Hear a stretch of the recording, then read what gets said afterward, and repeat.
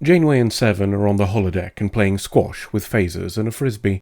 Seven loses and is properly miffed about it, though, given Janeway's secret gun stash, it's hardly surprising. She's good at this. Right, that's enough character shit, let's get on with the plot. Remember that encrypted Starfleet message we got half a season back? Janeway's still working on it, and as this is the season finale, I imagine we'll shortly know what's in it. Chakotay arrives to let her know Paris and Neelix are on their way back from a trade mission and bringing a new friend to give them a lift. Janeway's fine with that, and they have a little chat about the message. Chakotay suggests enlisting Seven, causing Janeway to tell him and us that she's been confrontational of late. How quickly we've forgotten about her saving the entire ship. Paris and Neelix arrive back from that trade mission with supplies and whatever this is. Neelix introduces our guest to Janeway, explaining that he has a natural talent for languages and helped us in our trade deal when the universal translators went to shit. Janeway offers him some quarters, meaning he's already more important than the Doc or Seven, so I guess we should probably name him. The Wheel of Names, for those new here, is an assortment of suggestions by patrons for what to call the minor characters we come across in our travels. Our new guest will now be known as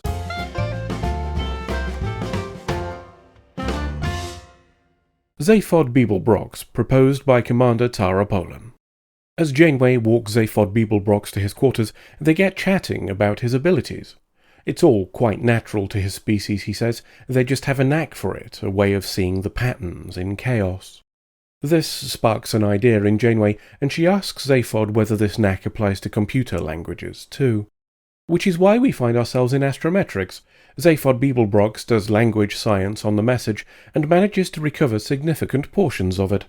We switch over to big screen mode to see what we've got. Not everything that was sent, it seems, as the video message from someone at Starfleet Command is garbled, the missing data making it unintelligible. Seven notices reference to a location in the data, and one that we're only a few days from. What a happy coincidence, given that the transmission was sent some 5 months ago. We can't very well ignore it, so Janeway wants to pop over and take a look. Here's hoping that garbled message wasn't warning them to stay away. We're approaching the mystery location, and we've brought Zaphod Beeblebrox with us. I wonder if he was asked. The answer to the mystery of what's here leaves us with more questions. It's a ship, and apparently of Starfleet design, but unrecognized and without life signs aboard. Janeway wants answers to the new questions, sending an away team over while asking Zaphod to take another look at that Starfleet message to see if he can do anything more to recover it. Chakotay, Tuvok and Paris teleport over to the new ship. They're all suitably impressed by the look, which is a bit shallow of them frankly, and we learn it was named the Dauntless when it was launched. As an aside, Chakotay expresses surprise at the Dauntless travelling here in 3 months. According to the dedication plaque stardate, it was launched 6 months back, and the message we received was sent 5 months ago. Where he's getting 3 months from, I have no idea. But again, I digress. Anyway, a ship that can cover the distance in such a short time is clearly something we could use. As to the crew, Paris suggests there may never have been one to begin with. The Dauntless was set on autopilot and flew itself here.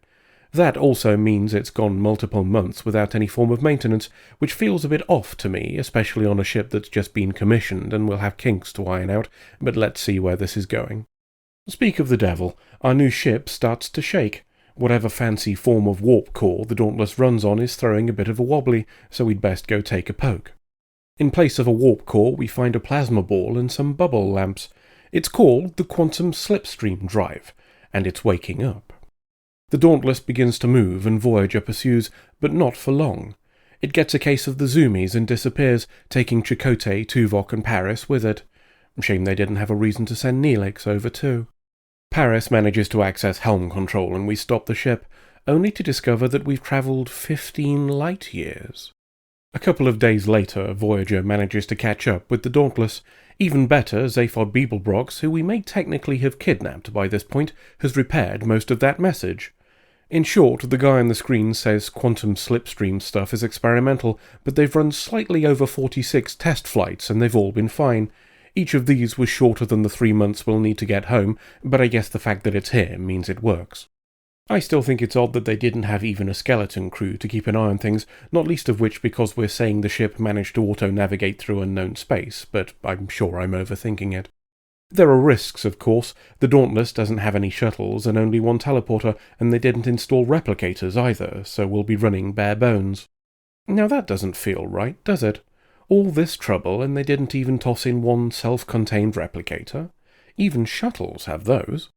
After telling B'Elanna and Kim to install a kill switch on the Dauntless's engines and Paris to see if we can modify Voyager so we can take it with us, everybody is dismissed. Everybody except Tuvok. Janeway holds him back. She can smell something off here too, but can't put her finger on it, and it all seems to stem from the arrival of Zaphod Beeblebrox. After tasking Tuvok with keeping an eye on him, we proceed with the plan. Preparations continue, and Seven's examination of the quantum Whatsit show it similar to Borg transwarp Whatsit, so her knowledge will be invaluable. But the prospect of going to the Alpha Quadrant doesn't hold the same pull for her as everybody else, and carries with it the fear that she'll be unable to adapt to such changes, something she records in her logs. On the Dauntless we're installing that kill switch. While we do, Seven and B'Elanna are talking about returning to Earth. B'Elanna will hardly be welcomed with open arms, being a former terrorist and all, and she jokes that a former Borg isn't going to fare much better. It might have been a joke, well, mostly, but it plays into the fears Seven already has. Kim calls out for a hand, saying he's found some odd readings. While he and Seven try to track them down, he waxes lyrical about Earth and the other opportunities in the Alpha Quadrant, until Seven abruptly says she needs to talk to Janeway and leaves. Kim continues searching alone, finding the source of the readings to be a flashy thing behind a panel. The flashy thing becomes a sparky thing, and the whole console does a bit of a wibbly before returning to normal. Clearly that's not a standard feature of Starfleet ships, and he calls Tuvok to come take a look. Janeway's in astrometrics and looking at Earth. She's also trying to decrypt the last tiny bit of the transmission, a part that Zaphod Beeblebrox told us was too far gone. While she sets a new algorithm to run, Seven arrives to tell her that she won't be joining Janeway and the Voyager crew on their return to the Alpha Quadrant. They butt heads, Seven referring to Starfleet methodology and human social contact as inefficient and weak, respectively. But Janeway can see it's her fear talking, the rejection of those things because they're different, not because they're lesser, and tells her as much. The topic is put aside when a console tells her that the decryption is complete and has met with some success. She's confused to find that the result is more video, believing that portion of the transmission to have already been resolved. The answer is bad news, and for more than one reason.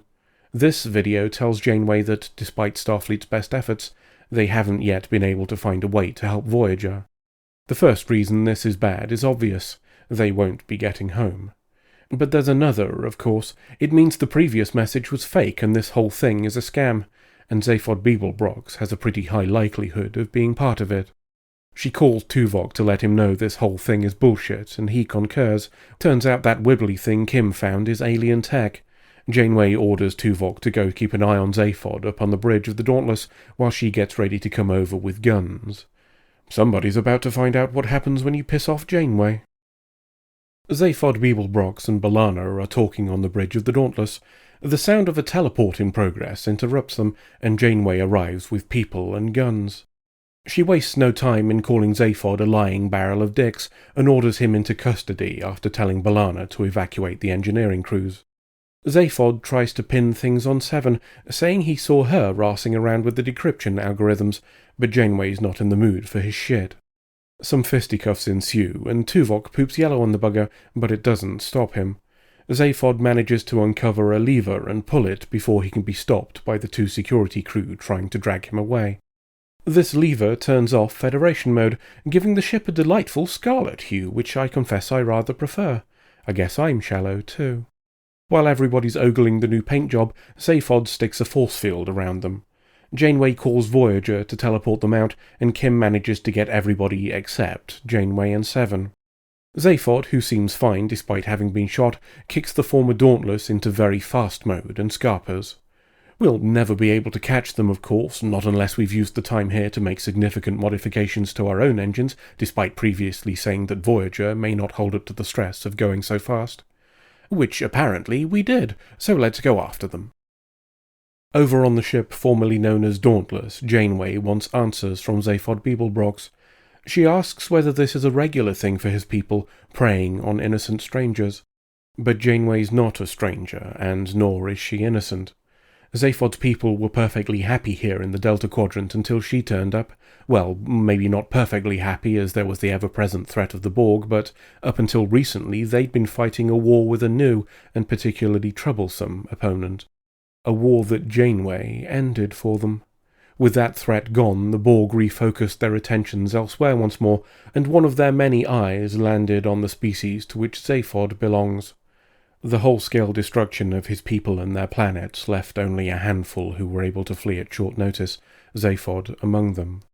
Tracking Janeway took months, but the intercepted Starfleet command message gave him the means to exact revenge, luring them to his ship. The rest of Voyager's crew might have escaped, but Janeway will be enough.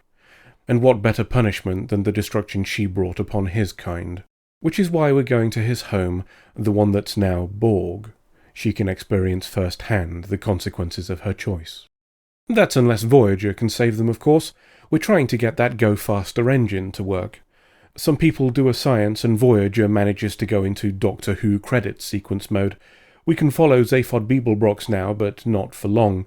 Voyager will start shaking itself apart in about an hour, so let's hope it's not far. It might not matter anyway, as Janeway and Seven are working on their own escape plan. They may be locked in a room by a force field, but Seven's implants and minibots may allow her to ignore it with a little tinkering. Janeway disassembles her combadge for parts and starts fiddling with Seven's implant. While she works, they have a little chat. Janeway tries to explain why she's sometimes harsh with Seven, and she in turn admits that her previous choice to not accompany them was driven by fear, as Janeway had suggested. The heart-to-heart ends and Seven leaves the containment, disabling it for Janeway. The downside is that this sets off a warning for Zaphod Beeblebrox, and that means he's able to prevent them from using the kill switch they installed on the power source. Zaphod's put his foot down too, which means we'll be arriving in Borg space in about 12 minutes. We can't stop the ship, but we can dick around with the heading. Seven explains that this could kaboom the ship, but Janeway thinks that would be preferable to assimilation. Seven's left to fiddle with the steering, while Janeway pops up to the bridge so she can give Zaphod a good kicking. A thruster firing causes the ship to tumble, knocking Zaphod on his arse. He manages to correct as Janeway arrives. Rather than knock the shit out of him, she tries to use reason. It doesn't go entirely to plan, and he instead destroys the navigation controls. Now nobody can stop the ship, not even him. Well, except maybe Voyager, which turns up and starts farting fireworks at them. Seems a bit heavy-handed to me, but it works, and they knock out Zaphod's shields. As bits of the bridge start to kaboom, Janeway tries to reason with him again. This goes as badly as before, and he pulls a multi-phaser, pooping double yellow at Janeway. It passes through the spot Janeway used to occupy as she's teleported away. Kim tells us he's got Seven too, and Voyager pulls a U-turn, leaving Zaphod to complete his journey alone. On the plus side, at least there's a reception committee. Back on Voyager, we learned that they were able to keep the super fast mode running for another hour, and got a free 300 or so light-years out of it. To celebrate, everybody gets a little R&R, and in the case of Janeway and Seven, that means another game of poop frisbee. Seven loses this one too, but it's closer this time, and she isn't a dick about it. Her recent experiences have also made her rethink her attitude towards the Alpha Quadrant, and she wants to have another go at making that slipstream thingy work for Voyager. Janeway's pleased by the change of attitude, but thinks Seven could use a little more leisure time, and she starts another game as we fly away. I don't blame them. They were just drones acting with a collective instinct. You had a choice. Consequences. Something sadly lacking in much of Trek, and so very welcome here. We've glossed over the aftermath in more stories than not, so addressing them for a choice that affects an entire quadrant and beyond is delicious.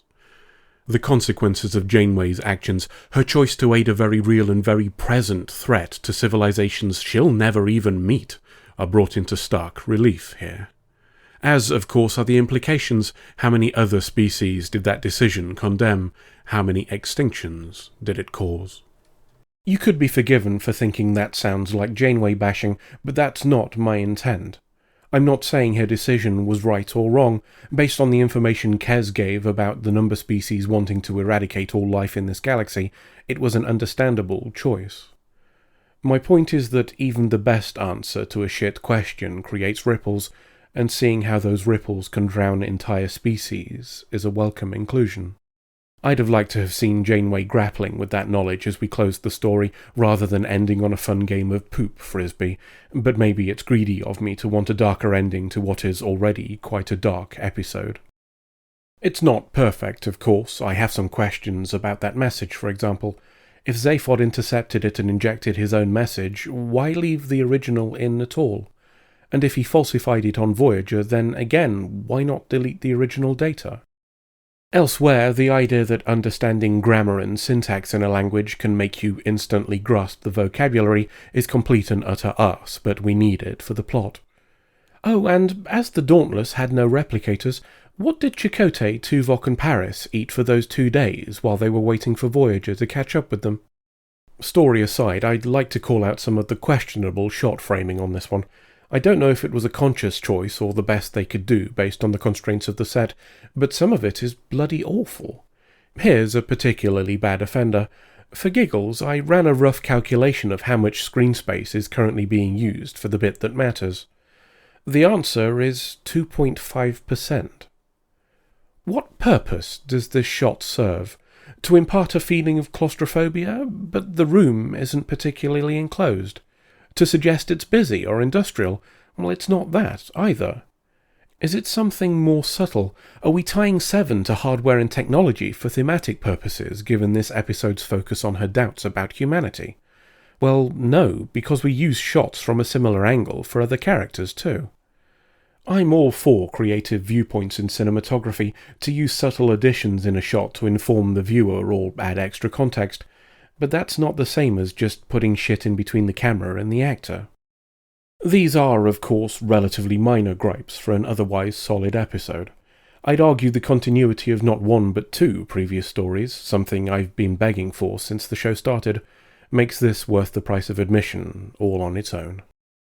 End of episode. Hello, it's Space Dog again.